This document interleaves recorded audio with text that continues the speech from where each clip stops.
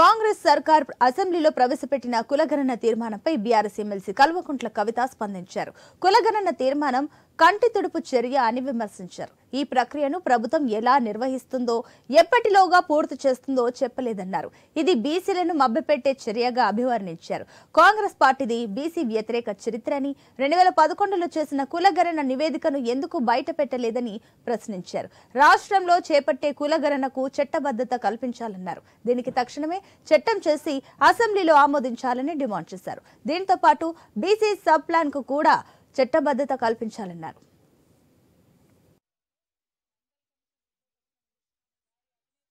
బీసీల కోసం ప్రవేశపెట్టినటువంటి తీర్మానంలో ఎప్పటి వరకు చేస్తారు, ఎప్పుడు కులగణన మొదలు పెడతారు, ఏ సంస్థ ద్వారా చేపిస్తారు, దీనికి బడ్జెట్ లో పెట్టినటువంటి డబ్బులేంటి, ఎన్ని రోజుల్లోపు పూర్తి చేస్తారు, ఈ కుల జనగణన చేయడం ద్వారా ఏం సాధిస్తారు, మీ లక్ష్యాలేంటి, ఇవేమి చెప్పకుండా కేవలం కంటి తుడుపు చర్యలాగా, మభ్యపెట్టే చర్యలాగా మేం కులగణన చేయబోతా ఉన్నాము.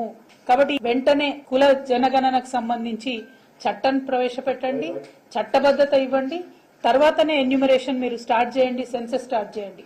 ఇవాళ మీరు కాంగ్రెస్ పార్టీ యొక్క మొత్తం చరిత్ర చూసుకున్నట్టయితే మండల్ కమిషన్ రిపోర్ట్ వచ్చినప్పుడు వారి అధినేత రాజీవ్ గాంధీ గారు పార్లమెంట్ లో నిలబడి బీసీలకు వ్యతిరేకంగా మాట్లాడినటువంటి అంశాన్ని మీరు గమనించవచ్చు.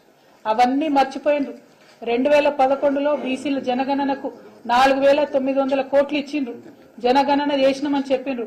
కానీ ఆ రిజల్ట్ బయట పెట్టలేనటువంటి అసక్తత